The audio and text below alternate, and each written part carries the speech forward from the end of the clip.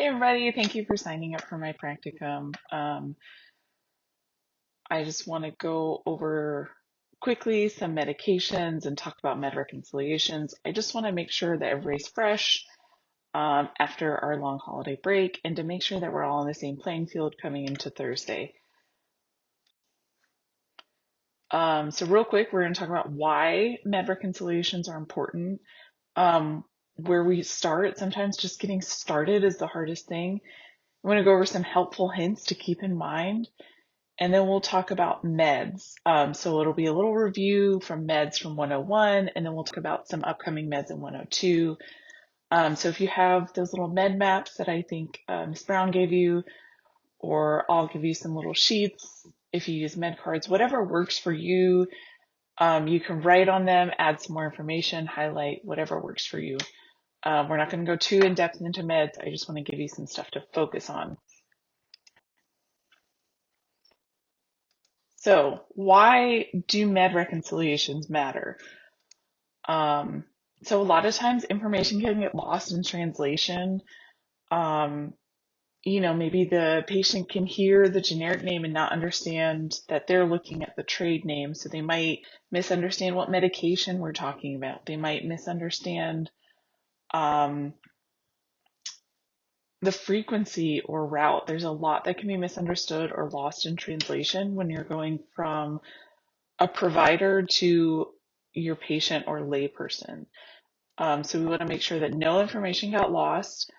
Additionally, our patients might have a lot of different providers. So they might see a pulmonologist, a cardiologist, a nephrologist, and they're all looking at the same patient through a different lens. They might be in different hospital systems, or they might not always communicate with each other. And so one provider can start your medication or your patient on some medications, and then the other provider doesn't see those. So we want to make sure that we're not double dipping, or that we kind of understand what all is going on with this patient and what they're doing in their day-to-day life, what medications they're taking every day. Sometimes discharge orders can be confusing, right? Your patient can come in taking one set of medications. We change it. A lot of times we'll change like diabetic meds or blood pressure meds, GERD meds. We change a lot of medications when patients come into the hospital. And so their discharge paperwork might be a little different than what they were taking before or what they were taking in the hospital. And so we want to make sure that that is not getting lost as well.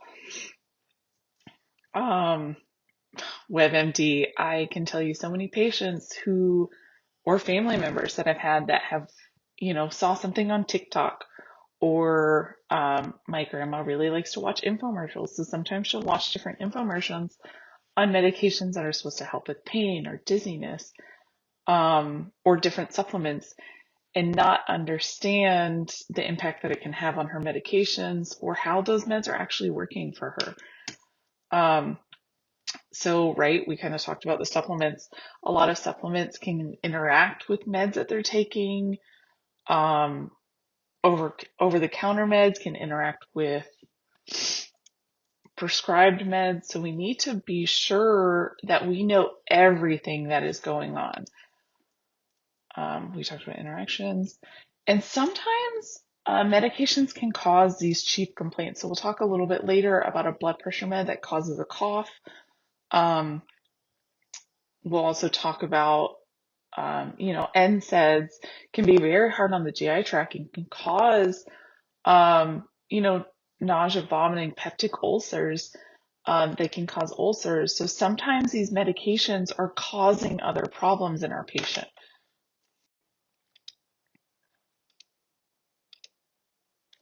All right, so where do we start when we're doing a med reconciliation? Always safety first, right?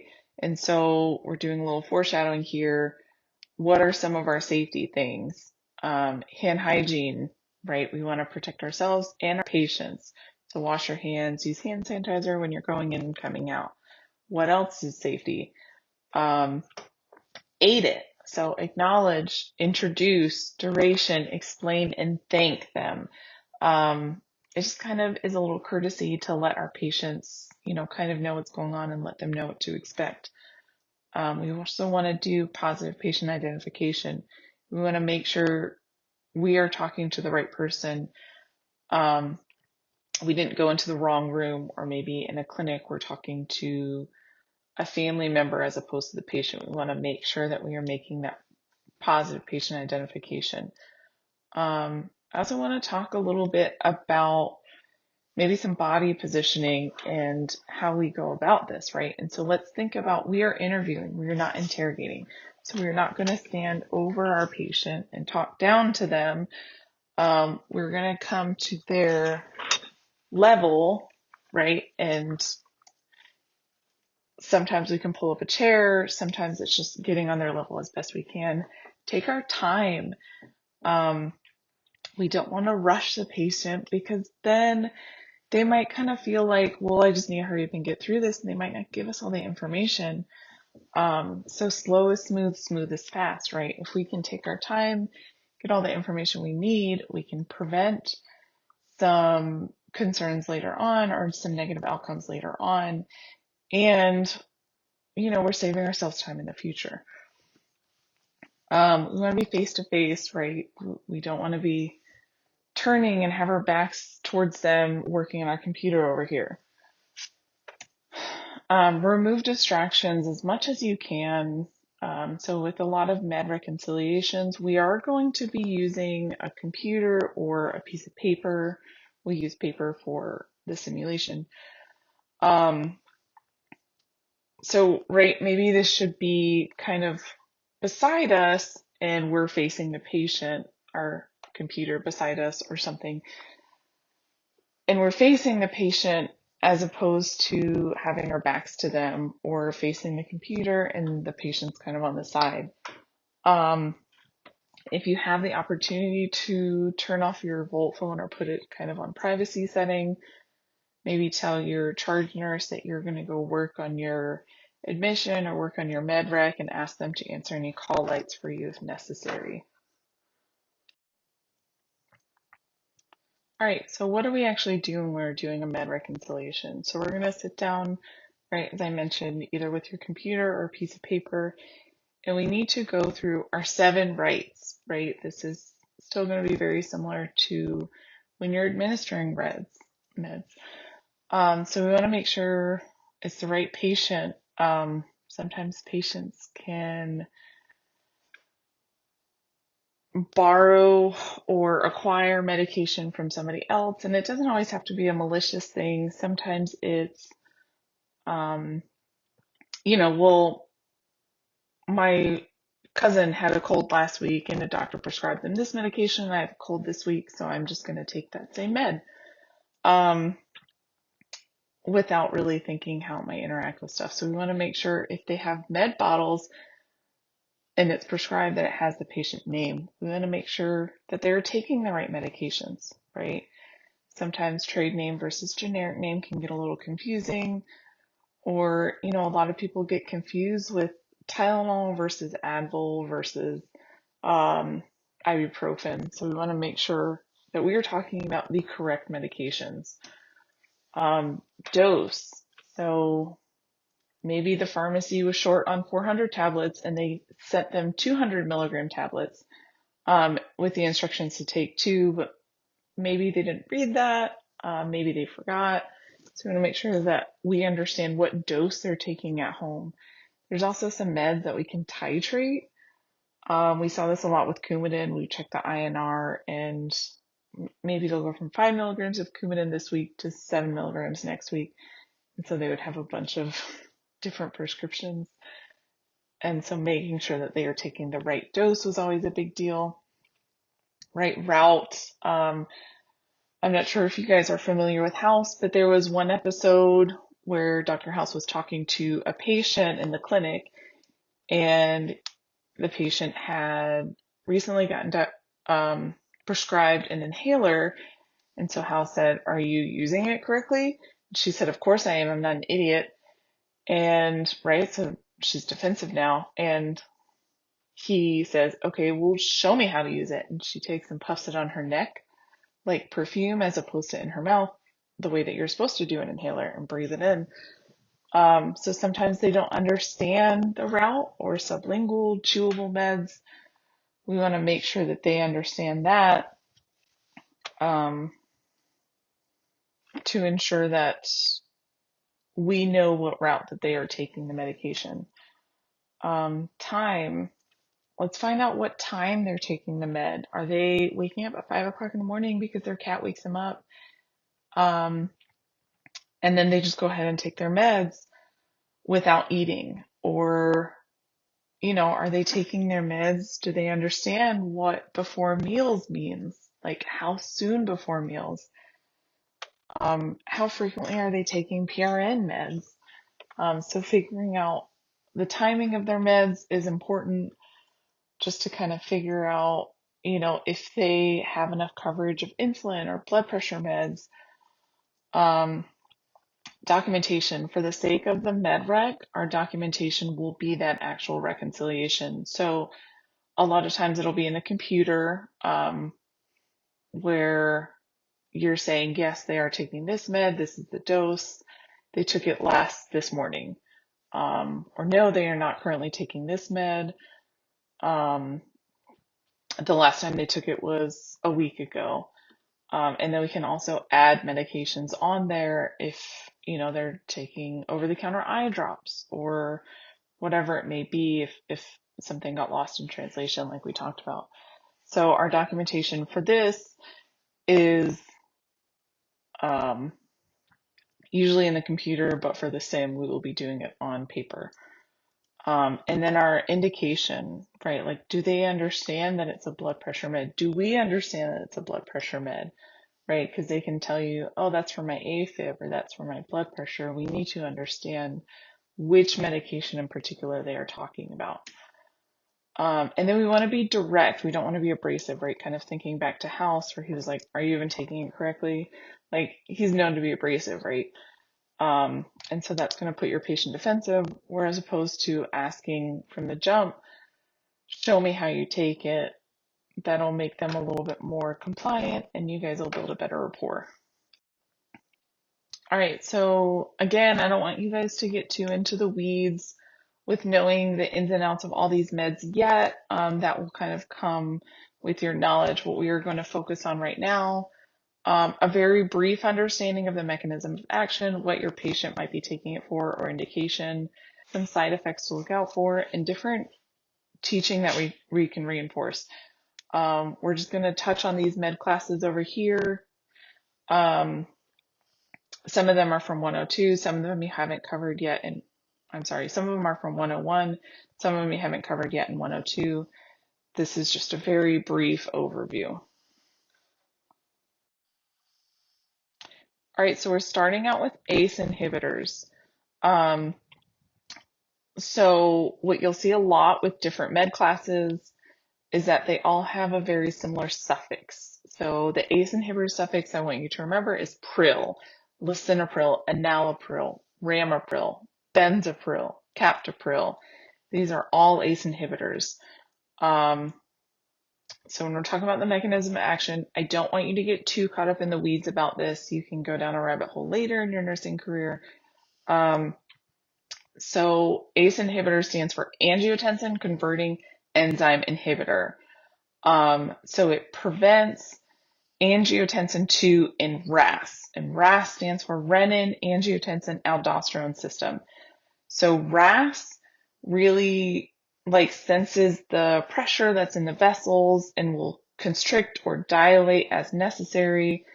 That's what I want you to focus on, is that it's going to constrict or dilate the blood vessels as it sees necessary. So if we are preventing that from happening, if we are using an ACE inhibitor that is inhibiting that system, what we are attempting to do is just dilate the blood vessels. So we just want to dilate the blood vessels, which will lower that blood pressure. So if we're lowering the blood pressure, what might some indications be? Hypertension, CHF. Sometimes we're looking at chronic kidney diseases. We want to lower the pressure in the kidneys. Coronary artery disease and migraines. A lot of blood pressure meds will also help out with migraines. some side effects. If we are using this to lower blood pressure or dilating the blood vessels, a side effect might be we lower the blood pressure too much and they get hypotension. Because of that hypotension, maybe they'll start to feel dizzy or fatigue. Um, the way that RAS works is it also affects the potassium. So a side effect of an ACE inhibitor could be hyperkalemia, so too much potassium. And then another side effect of ACE inhibitors I want you to be aware of is this dry, annoying cough that a lot of patients will have. Sometimes it's so, like, it really doesn't affect anything, but sometimes it's so annoying that patients will stop taking the medication, and providers will sometimes just go ahead and change them to something else once they complain of a cough, to just avoid them stopping the medication on their own. So some reinforcing that we need to do, we need to teach patients how to check their blood pressure at home and to keep track of it. Right? So kind of set up a schedule, whether they're taking it in the morning, early in the morning and at night, and maybe if they're feeling symptomatic.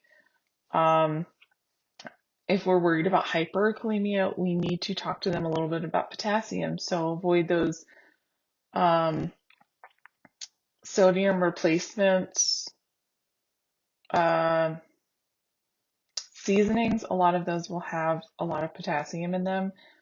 So like, like the Mrs. Dash, if it's sodium free, they'll sometimes have a lot of potassium. They might also have to come in and get some blood work done to see how their electrolytes are. It is contraindicated in pregnancy. So if you have a female patient who is experiencing high blood pressure and then she gets pregnant, we might need to change her meds up a little bit. And then as with all blood pressure meds and with most meds in general, we don't want our patient to stop taking it without talking to the provider. Beta blockers. So what we'll notice with a lot of beta blockers is they have that LOL or sometimes OLOL in them, right? Beta blockers are so funny. So we'll see metoprolol, carvedilol, atenolol, propranolol. These are some very common beta blockers that we'll see, and some of them are a little bit older than others. So the mechanism of action here is it blocks that epinephrine or adrenaline and norepinephrine. So it'll block them from actually doing anything or from whatever action that they'll have. So if we think about adrenaline, right, we're thinking about that fight or flight. So adrenaline causes your heart rate and blood pressure to go up and it makes you tense. And so if we're blocking that from having an effect, it's going to slow the heart rate. It's going to lower that blood pressure. It's going to make you really relaxed. So thinking about how that works, let's think about some of the indications for it. Hypertension is sometimes an indication for beta blockers. Tachycardia, so if they have a high heart rate, some arrhythmias, so stuff like AFib or SVT, where the heart rate runs high with it, we might give them a beta blocker to slow that heart rate down. Sometimes we'll see it with CHF, or kind of thinking back to that adrenaline or fight or flight response. Some patients have performance anxiety where maybe they're a public speaker. They might take beta blockers beforehand. They might take it as a prophylactic thing. And then we can also see it helpful with migraines again. So with those in mind, let's think about some of the side effects. So some of the side effects we might have, maybe we slow the heart rate too much. Maybe we lower the blood pressure too much so they can get bradycardic or hypotensive. They can get dizzy or fatigued again. We'll talk about it with the next medications. But there's also beta receptors in the lungs. And so beta blockers can affect breathing in some patients. So some education that we need to reinforce. We need to teach them how to check their blood pressure and heart rate, usually before taking the medication, right? Sometimes we'll have hold for heart rate less than whatever, like 50 or 60, and hold for blood pressure less than whatever, like a systolic of 100, something like that. That's all patient specific. Um, if you have a diabetic patient or somebody who's prone to get hypoglycemic, beta blockers can kind of mask those symptoms, right? Because it's calming you down. And so they might not get that tachycardic feeling that comes along with hypotension. Again, we don't want our patients to stop taking this medication without talking to a provider. Beta agonists. And so these are the inhalers or nebulizers. We can also see it in nebulized form. So they'll end with that TEROL, Terol. So our short-acting beta agonists, we'll see albuterol or levalbuterol a lot. Our long-acting beta agonists, we'll see salmeterol, formoterol, and dacterol. I don't know if I pronounced all those right. So our mechanism of action here is it's stimulating the receptors, the beta receptors in the lungs. So it's relaxing the airway and making it easier to breathe. So with that in mind, let's think about some of the indications that we might have for a beta agonist. The two big ones are asthma or COPD that we'll often see. Kind of thinking about what we know or what we just learned, some of the side effects, if we're if we're agitating something and we have beta receptors in the heart and lungs, we might have some tachycardia that we're experiencing or hypertension. They might start feeling nervous. It might cause a headache. There might be some hypokalemia or low potassium. So what are some important things to teach our patient about when they're using these beta agonists? So we want to talk about rescue versus maintenance inhalers. So the short acting would be a rescue inhaler. Like they're struggling to breathe right now, they need to use their SABAs. A maintenance inhaler would be the LABAs, the long acting. We can also sometimes see them in nebulized form. Usually I feel like I've seen them the short acting in the nebulized form. So if we're sending a patient home with nebulizer medication, we need to make sure that they have a nebulizer and that they understand how to use it. So yeah, they need to understand inhaler versus nebulizer. Another common med that we see almost for every patient is acetaminophen or Tylenol, and this one really kind of stands on its own. The exact mechanism of action is unclear, and again, I don't want you to get too far into the weeds about this. It decreases activity in the COX pathway in the central nervous system, and so basically it just kind of gives that analgesic and antipyretic effect. So it'll kind of deal with pain and fever. It really doesn't deal with swelling. So thinking about, what we are addressing here, what would some indications be for Tylenol? So mild osteoarthritis, some mild fever, headache, general aches and pains. We'll see it for muscle pain, and we'll also see it a lot of times to prevent pain. If you guys have had surgical patients yet, sometimes they'll have them on a regimen of acetaminophen to prevent pain. That way they're not needing, the more hard hitting analgesics. So our side effects, acetaminophen is very hard on the liver. We can have some liver injury there, and it can be nephrotoxic. And the thing with it is that we need to pay attention to how many milligrams or grams they're getting in a day, how much Tylenol they're taking in a day. And that's in all forms, right? Like, so if we look at Midol or BC powder or a lot of cold and flu meds also have acetaminophen in it. And so we need to make sure that patients aren't double dosing. Otherwise, they'll end up with liver injury or nephrotoxic. If they are using Tylenol regularly, they need to understand some signs and symptoms of liver failure. That jaundice or yellowing, that pain in their abdomen.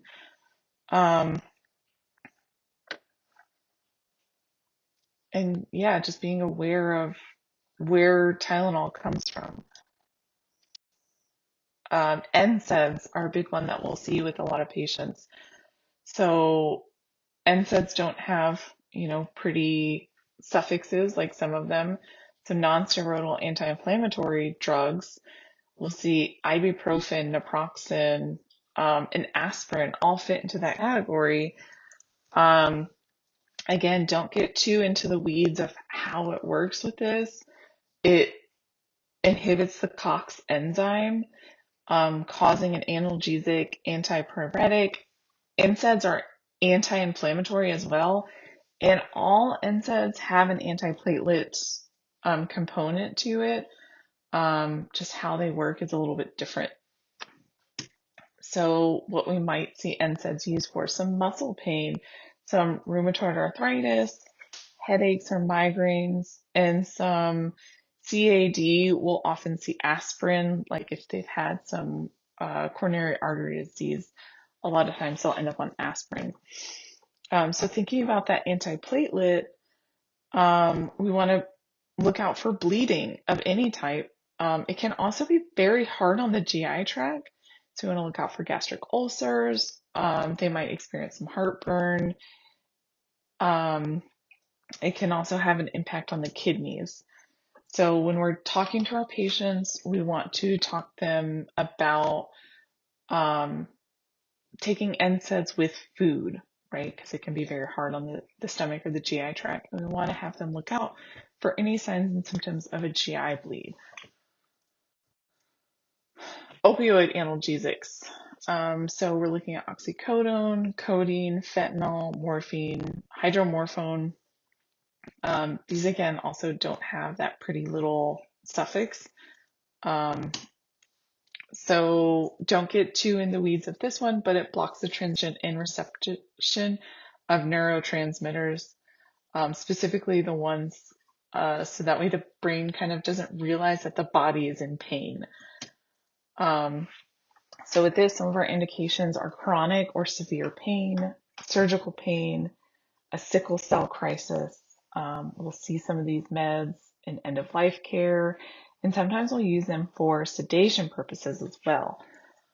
So some side effects that we could see if we're using it for sedation, it's kind of blocking some of those transmitters. They could be drowsy, there could be some confusion. We see a lot of constipation if there's like a chronic use of this. It can suppress the respiratory drive, so we can see like bradypnea. We can see some nausea, vomiting as well. So education that we need to reinforce. We need them to take it as prescribed. And then we might also need to educate some family members about signs and symptoms of overdose. Some patients will go home with naloxone, just in case they do overdose. And then, depending on the patient and the family, they might have to be really careful about how they're securing it. So putting it in a secure location, sometimes a lockbox is necessary. All right, so real quick, safety first, right? We talked a little bit about hand hygiene, identify your patient, aid it. We need to understand our medications, like we kind of just talked about. And it's okay to not know everything. You have resources available to you, so use your resources if you need to. Take your time with your patient, and thank you. I'll see you guys on Thursday.